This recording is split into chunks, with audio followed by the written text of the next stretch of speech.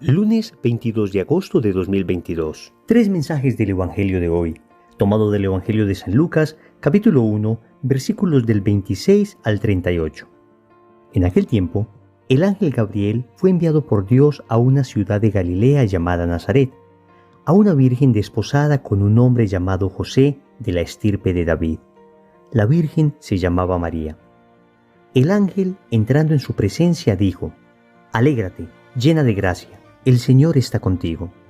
Ella se turbó ante estas palabras y se preguntaba qué saludo era aquel. El ángel le dijo: «No temas, María, porque has encontrado gracia ante Dios. Concebirás en tu vientre y darás a luz un hijo y le pondrás por nombre Jesús. Será grande, se llamará Hijo del Altísimo. El Señor Dios le dará el trono de David su padre, reinará sobre la casa de Jacob para siempre, y su reino no tendrá fin». Y María dijo al ángel: «¿Cómo será eso, pues no conozco varón?». El ángel le contestó: «El Espíritu Santo vendrá sobre ti, y la fuerza del Altísimo te cubrirá con su sombra. Por eso el santo que va a nacer se llamará Hijo de Dios. Ahí tienes a tu pariente Isabel, que a pesar de su vejez ha concebido un hijo, y ya está de 6 meses la que llamaban estéril, porque para Dios nada hay imposible».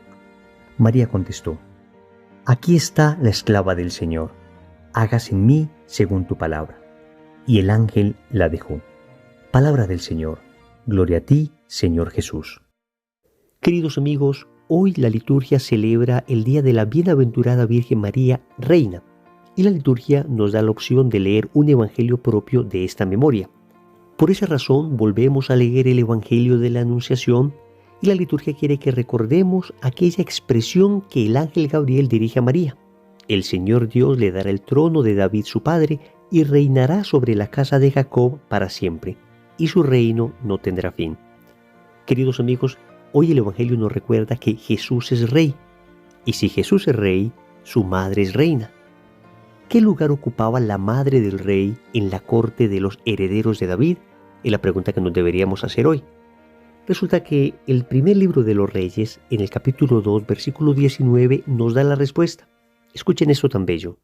Betsabé entró donde el rey Salomón para interceder a favor de Adonías. El rey se levantó a su encuentro, hizo una inclinación ante ella y tomó luego asiento en su trono. Dispuso un trono para la madre del rey, que tomó asiento a su derecha. ¡Qué bella figura! Una bellísima figura para recordar hoy que celebramos a María como reina. No hace mucho litúrgicamente celebrábamos la Asunción de María a los cielos, el cuarto misterio glorioso. Hoy estamos celebrando el quinto misterio glorioso, la coronación de María como reina universal de todo lo creado. Jesús es Rey, María es reina por ser la madre del Rey, y la reina, en los herederos del trono de David, ocupaba un puesto especial.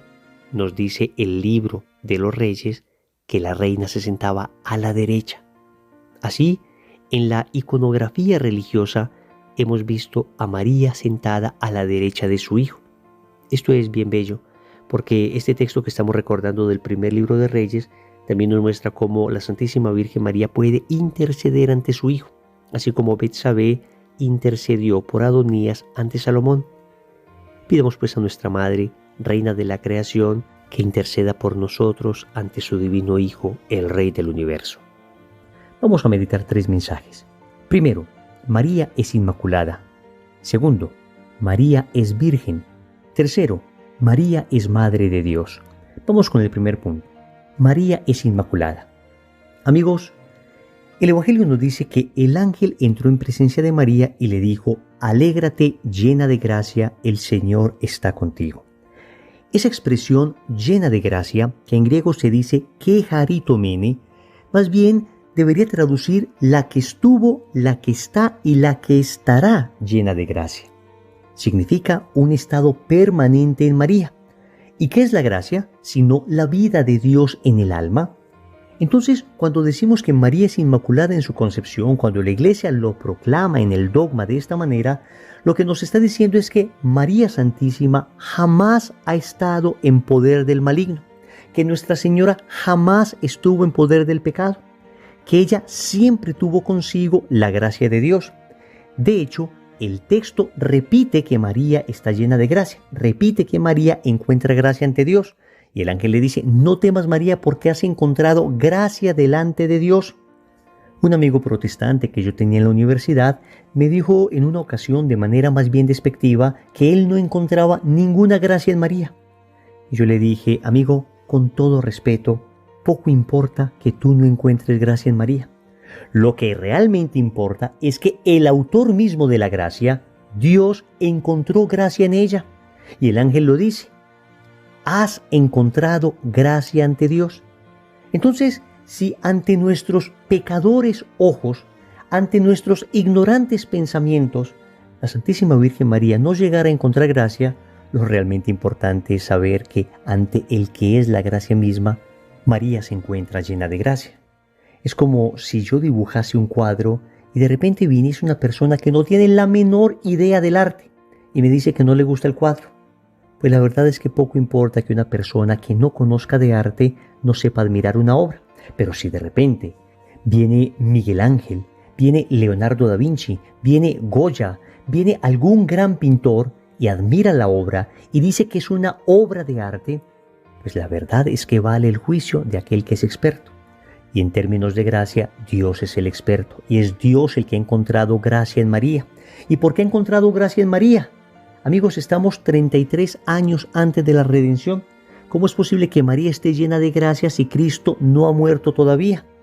Amigos, recordemos que la Virgen María en el Magnificat dijo, se alegra mi espíritu en Dios, mi Salvador. La Virgen Santísima estaba reconociendo a Dios como Salvador 33 años antes de la redención. ¿Por qué? Definitivamente porque los méritos de Cristo se aplicaron anticipadamente a nuestra Madre. Expliquémoslo de una manera clara. El Salmo 51, versículo 7, aclara que todos nacemos pecadores. Dice textualmente, pecador me concibió mi madre. Es lo que se llama el pecado original. Pero la Santísima Virgen María fue preservada del pecado original. Claro que ella fue salvada. Dios la salvó preservándola del pecado original. Por eso se conoce como una salvación preventiva. En cambio nosotros, Dios nos salvó liberándonos del pecado original con el que nacimos. Por eso se conoce como una salvación liberativa. Entonces la Santísima Virgen María sí fue salvada, pero de manera preventiva. Es semejante a una persona que va por un camino sin darse cuenta que adelante hay un hoyo. Hay dos maneras de salvar a esa persona. O evitar que caiga en el hoyo, o si es que cayó en el hoyo, sacarlo de allí.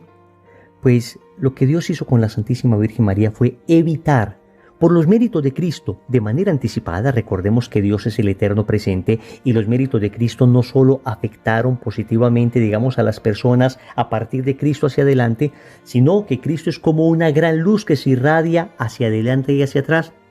La gracia de Cristo abarca a toda la historia de la humanidad. Entonces, la Santísima Virgen María, de manera preventiva, fue salvada del pecado. Y esto nos recuerda la importancia de la vida de la gracia. Cuando tú y yo nacemos, nos bautizan rápidamente, porque al momento de nacer estamos con el pecado original, pero en el momento en que somos bautizados, la gracia de Dios habita en nosotros. Esto de la gracia de Dios no es otra cosa que la vida de Dios en nuestra alma. La naturaleza de Dios se nos participa. Si pecamos mortalmente, perdemos esa gracia, pero la podemos volver a recuperar a través del sacramento de la reconciliación. Y podemos acrecentar esa gracia con el ejercicio de las virtudes, especialmente de la caridad, con la oración, con la mortificación. Esa gracia hay que cuidarla como el más grande tesoro, al punto que un santo como Domingo Sabio decía, prefiero morir antes que pecar. Es decir, es más importante preservar la gracia incluso que preservar la vida. Y los mártires han estado dispuestos siempre a dar la vida antes que perder la gracia. Familia, si no estamos confesados, ¿qué estamos esperando? Y si lo estamos y estamos viviendo en gracia, a cuidar ese estado como el más grande tesoro. Segundo, María es virgen. El Evangelio nos dice en un solo versículo 2 veces que María es virgen. Es el único versículo donde en 2 ocasiones se llama virgen a alguien. En toda la Biblia no hay otro versículo así. Dice el texto. En aquel tiempo el ángel Gabriel fue enviado por Dios a una ciudad de Galilea llamada Nazaret, a una virgen desposada con un hombre llamado José de la estirpe de David. La Virgen se llamaba María. Miren que el Evangelio quiere resaltar la virginidad de María. Y esto precisamente porque se está cumpliendo una profecía del Antiguo Testamento. En Isaías capítulo 7, versículo 14, el Señor profetizó que el Mesías nacería de una mujer virgen. Y así dice el profeta. El Señor pues les dará esta señal. La Virgen está embarazada y da a luz un varón a quien le pone el nombre de Emmanuel, es decir, Dios con nosotros. Hasta aquí el texto del profeta Isaías.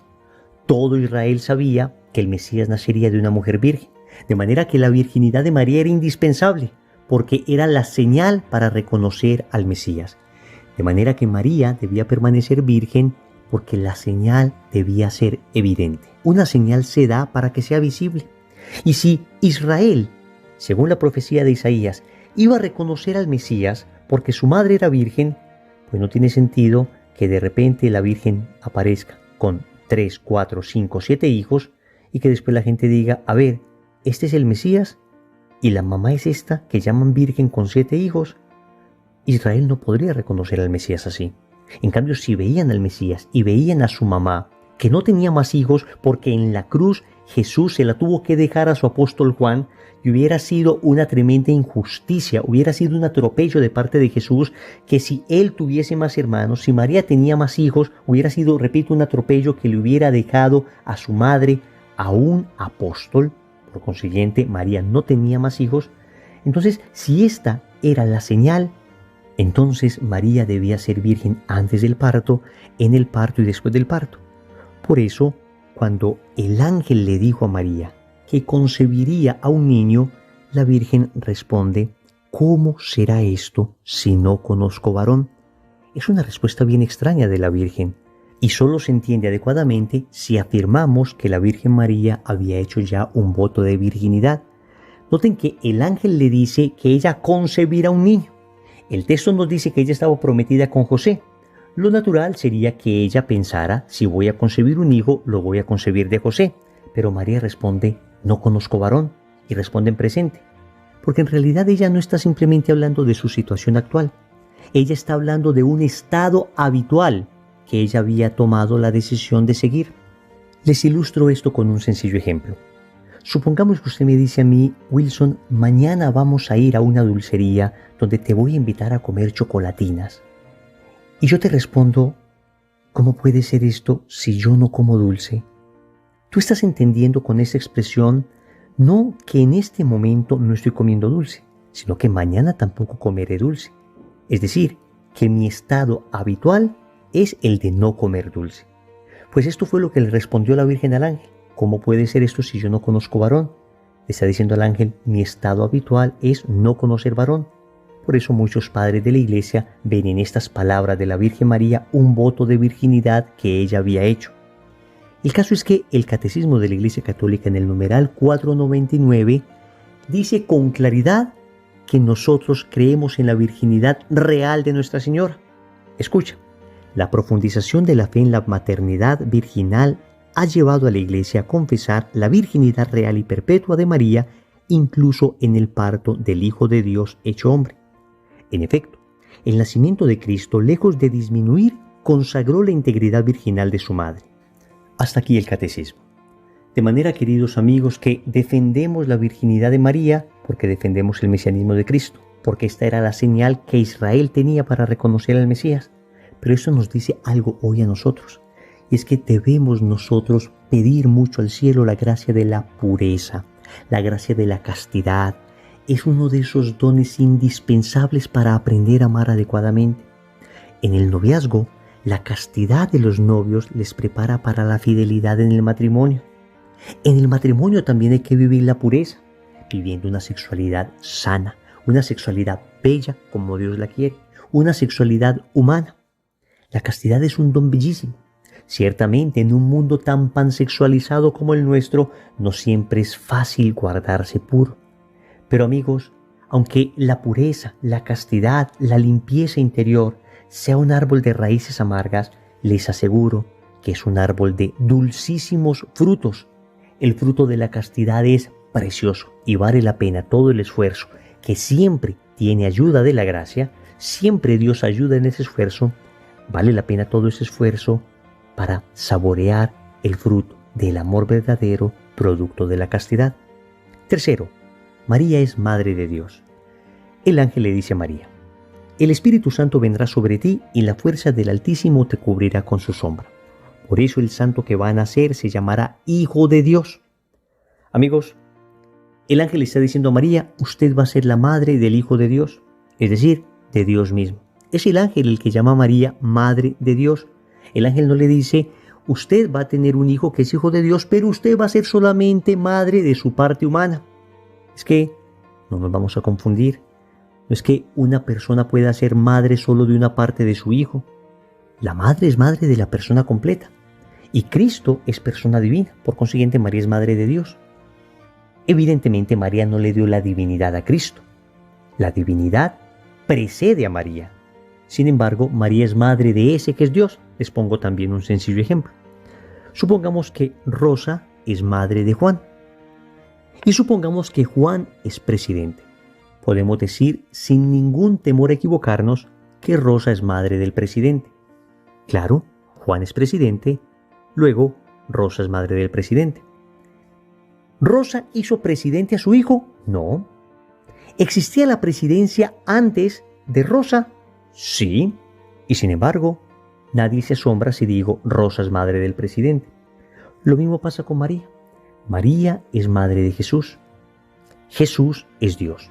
Luego, María es madre de Dios. No significa que María haya hecho a Dios.